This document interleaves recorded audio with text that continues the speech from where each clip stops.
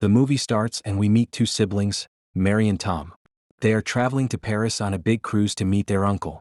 It is revealed that their parents have passed away. As they get closer to Paris, Mary becomes very excited. But Tom has some troubling thoughts in his mind, like maybe their uncle won't come to pick them up. Mary tells him to relax and not to worry. However, when they reach the port, Tom's suspicion turns out to be true. Their uncle really hasn't come to pick them up. Tom feels very sad. Mary tries to cheer him up and says, "Why worry? Look, we have his address. Let's just go to his house."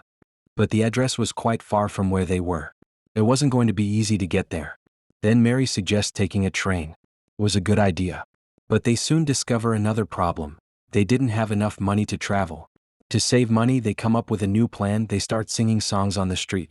People give them some money, but it's still not enough to buy tickets for both of them. There are only 5 minutes left for the train to leave. Tom feels disheartened once again. But Mary doesn't lose hope. She notices that some children are boarding the same train as part of a school trip. She grabs Tom's hand, joins the group, and hides among them. No one catches them as they board the train. Although the train is full, two kind girls give them their seats. And so, their journey begins. But they can't stay hidden for long. The manager supervising the children on the train notices that Mary and Tom are not part of his group. Before she took them off the train or informed anyone about them, the manager found out that these two children also had no parents. So, happily, she decided to keep them with her. She also told Tom and Mary that all the children on this train were orphans. And they were being taken to another city, where people might adopt them. Here Mary meets a boy named Nick. Nick cannot walk or move his hands and feet. He can't even play with the other children.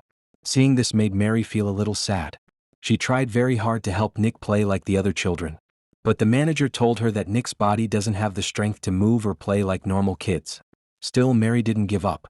She decided she would make sure Nick had fun just like everyone else. She began playing with him gently, and slowly Nick became very happy in her company. While Mary was busy having fun, an inspector arrived to check the train. He nearly caught Tom and Mary. But the other children helped distract the inspector. And they successfully saved them from getting caught. Afterwards, Tom went off to enjoy himself. He explored the entire train and eventually reached the engine room. He loved watching the train engine, because his dad had also been a train driver, and Tom had been fascinated with it since childhood. At first, the train drivers were annoyed to see him there. But when Tom told them he knew a lot about how the engine works, they let him stay and even allowed him to help with small tasks, like ringing the bell and managing a few controls. While working, Tom remembered something. Someone had bumped into him earlier on the train. It was a strange man with a suspicious look. His face seemed odd, as if he was up to something. But Tom shook off the thought and went back to his cabin. Eventually, the train reached its first station. Many children got off here. Nick also got down, hopeful that someone would adopt him, that he would finally get a family. But sadly, when people saw him, they all refused to adopt him. Disheartened, Nick came back onto the train. In the second compartment of the train, we see the man who had seemed suspicious to Tom. He really was planning something bad with his group, and they even had weapons with them.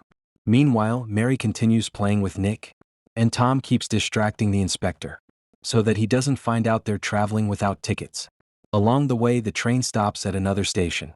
The children come to the open side of the train, from where they can see beautiful green fields. There are many buffaloes grazing in the fields. Nick gets very excited at the sight. Mary insists they get off for a while, but Tom tells her it's a bad idea. Still, the others manage to convince him. They all get down from the train. Nick walks ahead and gently touches one of the buffaloes. He feels as if he has achieved something great. He even waves his hand in joy. They are all very happy and enjoying the moment, but their happiness turns into panic when they realize the train has left without them. They try running after it, but they can't catch up.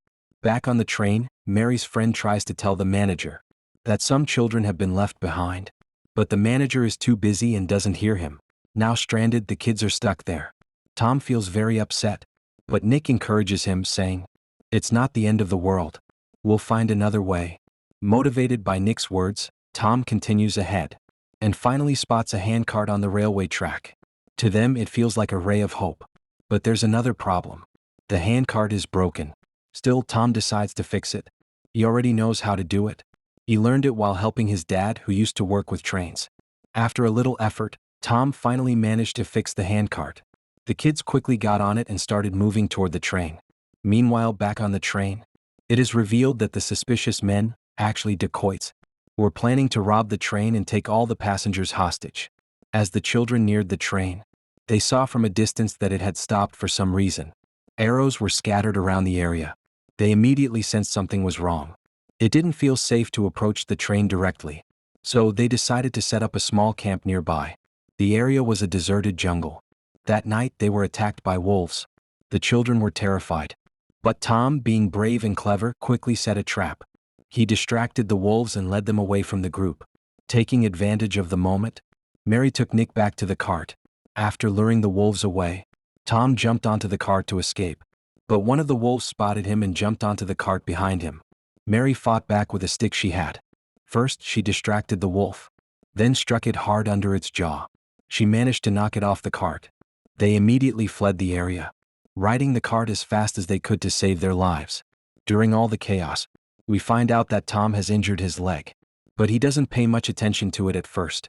By the time morning arrived, they were still on the cart trying to get as far as possible. Tom's leg pain was getting worse, and they had also run out of water. When they stopped to look for water, a local tribe appeared, riding on horses. The tribal people took the children with them.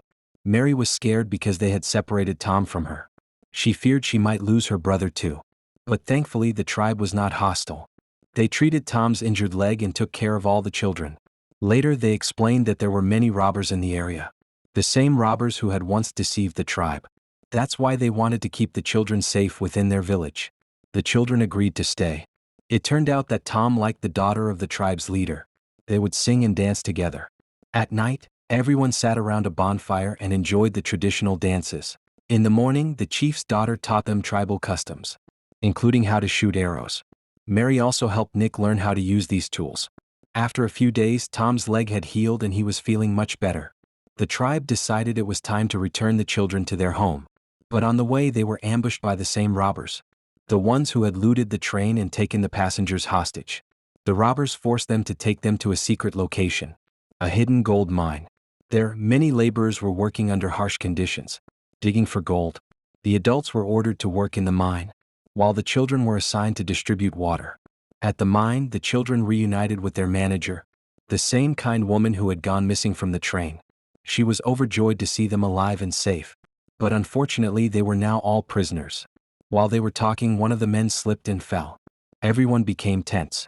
The robbers shouted angrily, "What are you doing? Get up and get back to work." Thankfully, a man named Nain, the manager of the mining site, came forward and helped the injured man. The people were exhausted after a full day of forced labor. That night they were finally given some food. While eating dinner, everyone began to discuss a plan. How could they escape this place? How could they free themselves from the clutches of the robbers? Meanwhile, we also noticed that the children's manager was forming a close bond with Nain. Together they often helped others. And through their kindness they were slowly growing closer to each other. The children were later assigned the task of carrying water up the mountain. It was a very difficult job. But Nain, being a good man, helped them. With his support, the children managed to complete the task successfully.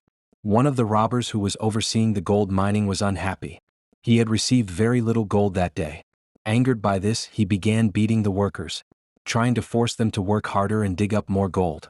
That night, while Mary and Tom were resting, they overheard voices coming from the robbers' room. They listened carefully, and what they heard left them shocked and terrified. The robbers were planning to kill everyone. Government officials were expected to visit the mine in 2 days.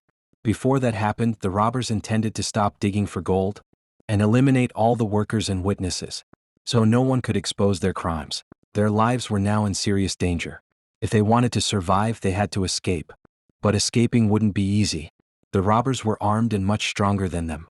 Just then, Tom remembered the special whistle the tribe had given him, to be used in times of danger. That night, no one could sleep.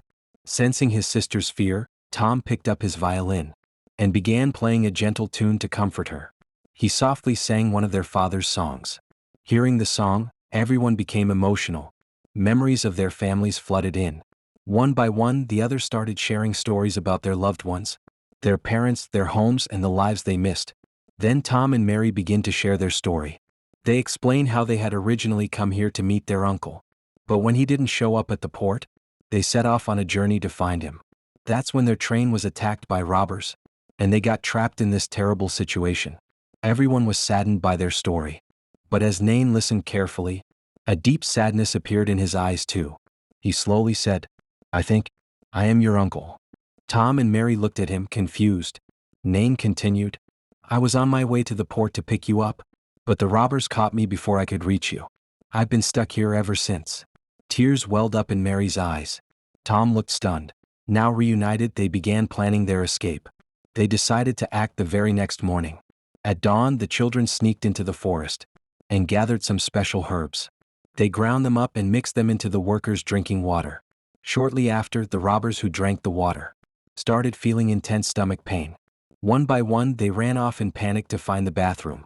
As soon as the guards left their posts, the children, along with the workers, made their move. But the robbers soon realized what had happened. They began chasing after the escaping group. The children's plan was to reach the emergency whistle and call for help from the tribe. As they hurried through the forest, the robbers closed in behind them. Just before the robbers could catch up, Nain bravely stepped in between. He distracted them, risking his life to protect the children. Meanwhile, Tom and Mary reached the emergency whistle. They blew it loudly, echoing through the forest. Moments later, the sound of galloping hooves filled the air. The tribe warriors arrived, strong and fearless, ready to fight back and protect the children. On the other side, it was shown that Mary's loyal dog had somehow managed to bring the police to the location. Seeing the police arrive, the robbers were terrified. But the situation took a wrong turn. The police misunderstood the tribe people and began arresting them first. That's when Mary, using her intelligence and calmness, stepped forward. She quickly explained to the police that the tribe people were not the bad guys. They were actually helping them. "The real criminals," she said, "are the robbers. They were digging underground to extract illegal gold." Meanwhile, inside the camp, the other robbers had taken all the workers hostage again after hearing the police sirens. To rescue everyone, the tribe warriors began moving forward quietly and strategically, so the robbers wouldn't realize they were coming. As they entered the camp, Tom rushed to the area where the jail was located. He was determined to free the prisoners. But the jail was locked, and the key was with one of the robbers. Tom tried to snatch it, but the robber fought back and threw the key away. Just then, the tribe leader's daughter came to Tom's aid. Together, they managed to recover the key. Finally, they succeeded in unlocking the jail and freeing all the imprisoned people. As everyone was coming out, the head of the robbers grabbed Mary and pointed a gun at her. He shouted, "Until I leave with the gold, no one moves, or I'll shoot her." The situation was extremely tense. Everyone was frozen in fear. But Mary remained calm and clever. She took out a sharp object she had hidden, cut the man's hand, and slipped out of his grip. The moment she was free, the police rushed in and tackled the robber, arresting him on the spot. Everyone was safe now. Finally, the children were joyfully reunited with their uncle, Nain. And in a beautiful moment, Uncle Nain proposed to the children's kind manager. She said yes. They also made a heartfelt decision. They would adopt Nick and make him a part of their family. Hearing this, Nick's eyes lit up with joy. He finally had a family of his own. And with this, the story ends with a heartwarming and happy conclusion.